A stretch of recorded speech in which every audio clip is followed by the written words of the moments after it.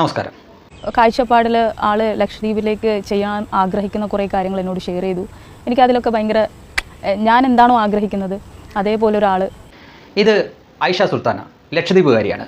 Cinema മേഖലയിൽ സംവിധാനവും സഹസംവിധാനവും ഒക്കെ ആയിട്ട് നടക്കുന്ന വ്യക്തിയാണ്. പലപ്പോഴും വാർത്തയിലേക്ക് വന്നിട്ടുണ്ട്. അത് പക്ഷേ ഒരു കാരണവുമില്ലാതെ സംഖ്യകളെയൊക്കെ എന്തെങ്കിലും പറയുകയും ചൊറിയുകയൊക്കെ ചെയ്യുന്ന അപ്പോഴാണ് ഇവർ വാർത്തയിൽ വന്നിരുന്നത്. ഇപ്പോൾ ഇവർ വാർത്തയിൽ വരാനുള്ള കാരണം, അതേപോലെ ഇതുപോലെ ഒരു അഭിമുഖം കൊടുക്കാനുള്ള കാരണം, അവരുടെ വിവാഹം നടന്നു എന്നാണ് പറയുന്നത്. രഹസ്യമായിട്ടായിരുന്നു അത്. ഡൽഹിയിൽ വെച്ചോ മറ്റോ എന്താണ് അവരുടെ വിവാഹം നടന്നത്.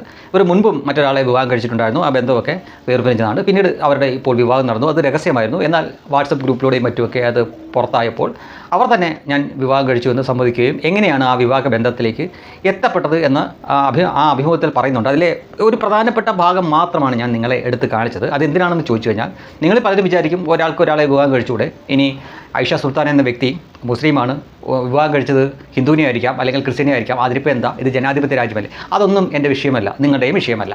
അവരാരെ വേണേലും വിവാഹം കഴിക്കട്ടെ, അതല്ല ഇവിടുത്തെ വിഷയം. അതായത് ഇവർ അതീവ ഗുരുതരമായിട്ടുള്ള ഒരു ആരോപണം മോദി സർക്കാരിനെതിരെ ഉന്നയിച്ചിരുന്നു. അത് കോവിഡ് കാലത്താണ്.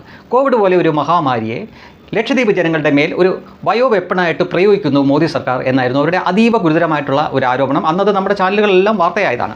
ഇവരോട് മാപ്പ് പറയണമെന്നും കേസ് എടുക്കുമെന്നും കേസ് എടുത്തു എന്ന തരത്തിൽ വരെ നമ്മൾ വാർത്തകൾ കണ്ടാണ്. അപ്പോൾ അത്രയും ഗുരുതരമായിട്ടുള്ള ഒരു ആരോപണം ഉന്നയിച്ച ഈ വ്യക്തി തൻ്റെ വിവാഹത്തിലൂടെ താൻ ഉന്നയിച്ച ആരോപണം തെറ്റായിരുന്നു എന്നും തനിക്ക് തൻ്റെ തെറ്റ് മനസ്സിലായി എന്ന് തെളിയിക്കുകയാണ് ഇപ്പോൾ ചെയ്തത്. അതെങ്ങനെയാണ് എന്ന് ചോദിച്ചാൽ, ഇപ്പോൾ അവർ പറഞ്ഞ ആ ഉത്തരത്തിൽ തന്നെയുണ്ട് ആ സംഗതി. എങ്ങനെയാണ് ഈ ഹർഷിത് സൈനി എന്ന ഈ ഹരിയാനക്കാരനായിട്ടുള്ള സിവിൽ സർവീസുകാരൻ, അദ്ദേഹം ഈ ലക്ഷദ്വീപിലെ അഗത്തി പോലുള്ള ദ്വീപുകളിലെ ഡെപ്യൂട്ടി കളക്ടറായിട്ട് സേവനമനുഷ്ഠിച്ചുകൊണ്ടിരിക്കുകയാണ്. അത് അദ്ദേഹത്തിനെ അവിടെ നിയോഗിച്ചതും നരേന്ദ്രമോദി സർക്കാരാണ് എന്ന് ഓർക്കണം.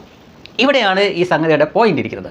എങ്ങനെയാണ് ഹർഷിത് സൈനി എന്ന ഈ ഹരിയാനക്കാരനെ പരിചയപ്പെടുന്നതും പ്രണയത്തിലാവുന്നതും വിവാഹത്തിലെത്തുന്നതും എന്ന് ഈ അഭിമുഖത്തിനിടയിൽ ചോദിച്ചപ്പോൾ അവർ പറയുന്ന ഉത്തരമാണ്. അദ്ദേഹം ലക്ഷദ്വീപിൽ ചെയ്യാൻ ഉദ്ദേശിക്കുന്ന കാര്യത്തെപ്പറ്റി പറയുകയും എനിക്കതിൽ വലിയ താല്പര്യം തോന്നുകയും എൻ്റെ മനസ്സിലുള്ള അല്ലെങ്കിൽ ഞാൻ ആഗ്രഹിക്കുന്ന പോലുള്ള കാര്യങ്ങളാണ് ലക്ഷദ്വീപിൽ അദ്ദേഹം നടപ്പിലാക്കാൻ പോകുന്നത് എന്ന് മനസ്സിലാക്കുകയും അങ്ങനെ ഈ പരിചയം കൂടുതൽ ദൃഢമാവുകയും അത് പ്രണയത്തിലേക്ക് വളരെ പെട്ടെന്ന് തന്നെ പ്രണയത്തിലെത്തുകയും വിവാഹത്തിലെത്തുകയും ചെയ്യുകയാണ് എന്നാണ് ഈ ഐഷ സുൽത്താന തന്നെ പറയുന്നത്.